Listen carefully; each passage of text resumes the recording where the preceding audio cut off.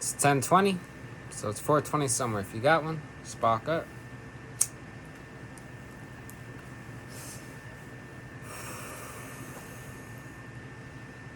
It's rant time.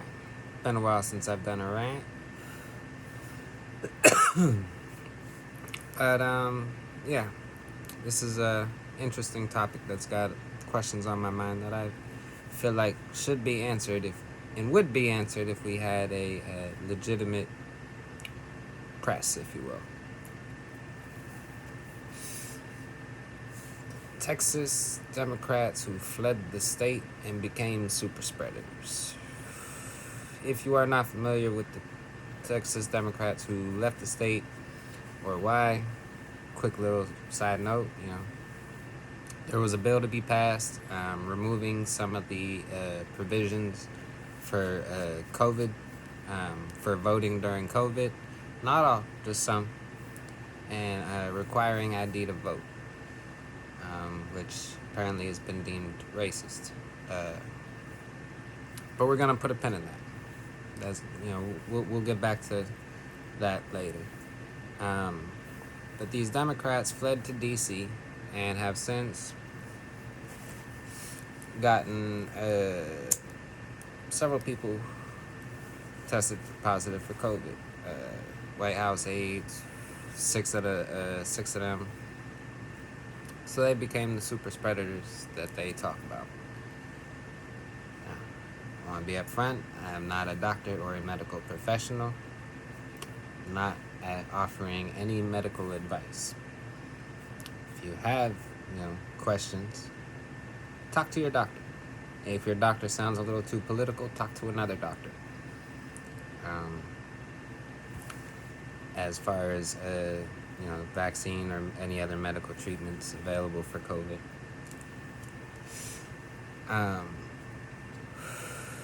However, I have questions. One, pretty much all Democrat politicians have done their virtue signaling, claiming they've been vaccinated.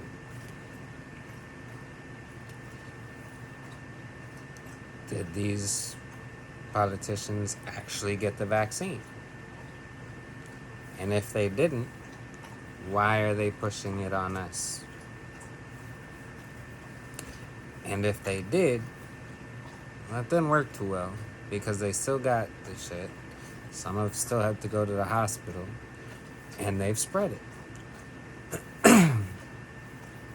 So why are they pushing this vaccine on us that still allows you to get sick, still allows you to be hospitalized, and still allows you to spread it? Kind of defeats the purpose, if you ask me. And then there's the fact that it is still in the experimental stages. Approved for emergency use authorized for emergency use and approved are two different things.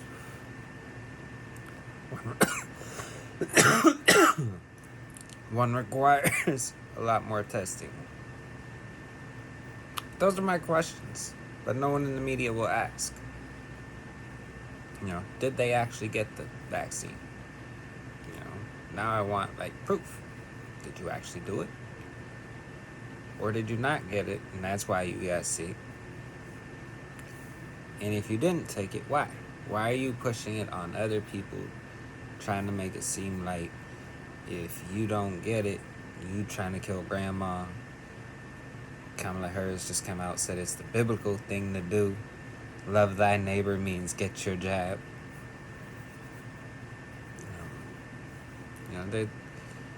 There's been too much of a push on it for me. And that's what's got me most suspect of getting it. Is all the extra shit they are doing to try and get us to take that shit. When clearly you can still get sick. You can still pass it. And yeah, you still get it. Now, let's go back to the reason they fled. Now, this is nothing new. This tactic of fleeing the state so that the vote the inevitable vote can't pass. This actually just happened a year, maybe two ago, in just over the river down in Oregon. The Republicans were fleeing the state to avoid. It was a bill, I believe, on the environment, but they were making a claim that it was gonna like put a big, it was gonna have a big impact on farmers and stuff on the east side of the state. Um, I'm not from Oregon. I don't live in Oregon, so I didn't pay too much attention. That's just the gist of it. So they fled to Idaho. It was treated in the media. It was treated extremely different. However, it was the exact same tactic. Now, this is why I fucking hate Republicans. I don't like Democrats, but I hate Republicans too. Democrats want to say, needing an ID for your right, keyword right, to vote is racist. Why fight them on that? Just apply it to all rights. And either, we get a big win on 2A, because let's be clear. Needing ID for a right is racist. Well, you have a right to bear arms. So needing an ID for that would also be racist. You can say it's different all you want, but a right is a right. You have the right to protect your family and your home, however you see fit. You have the right to protect your neighbor. That is a right in the Constitution, number 2. So, yeah. Why don't they ever counter with that? Because one of two things will happen. Either we get a win on the 2A, on our, our 2A rights, or they change the fucking idea that, needing an ID to exercise your rights is racist real fucking fast.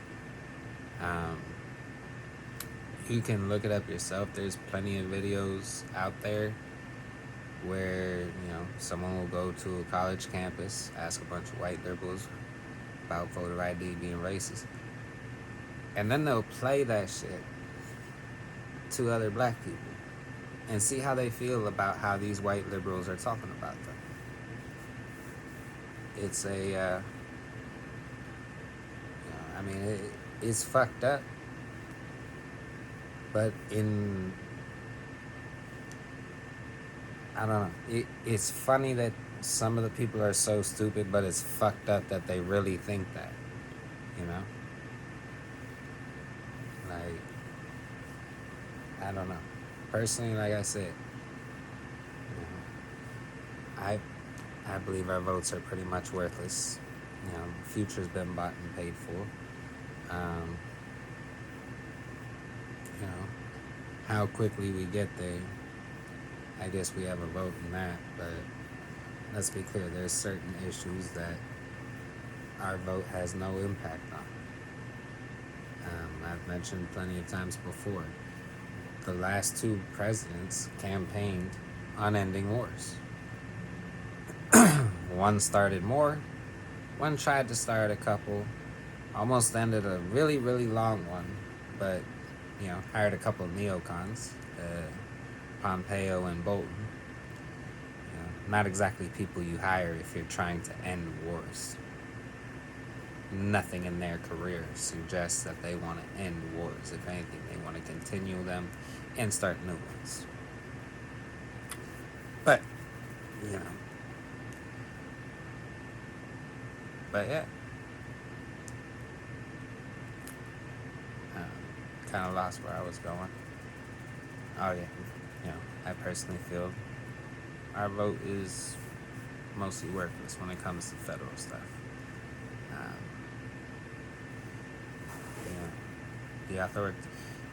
The authoritarian bills that they are passing, they already had written. They're just waiting for the excuse to use them. January 6th gave him the excuse. You know, Joe Biden talked about how the Patriot Act was a bill he had written in '94, just slightly repackaged. 7 years they waited to pass that bill. You know, they didn't pass it in '94. You know, they passed the crime bill, but they didn't pass the surveillance one. But after 9/11 one, they slid that one right in. Even gave it a name where like you'd almost feel unpatriotic if you didn't support this act. Fortunately, I was too young and stupid to, well, in all fairness, I was a freshman in high school. But yeah, too young and stupid to be paying attention to know what was going on. But yeah. So, yeah, long story short, both parties suck. And there are some questions that, like I said, I feel need to be answered. And should be answered, should be asked. You know, like, why are these politicians not being pushed on, okay, are you vaccinated? No?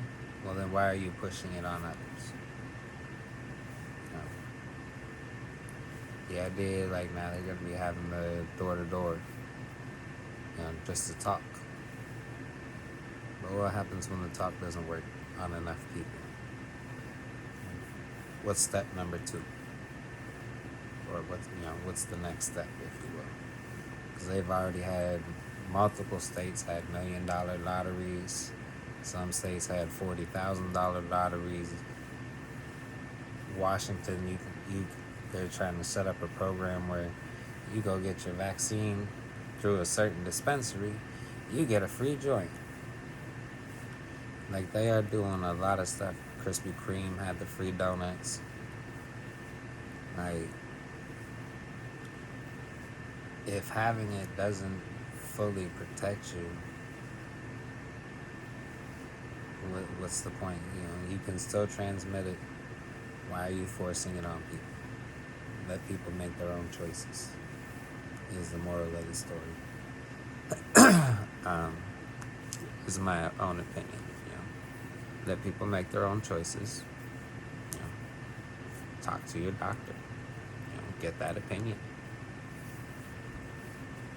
But yeah, that was my little rant for the night. Thanks for watching. Stay blazing.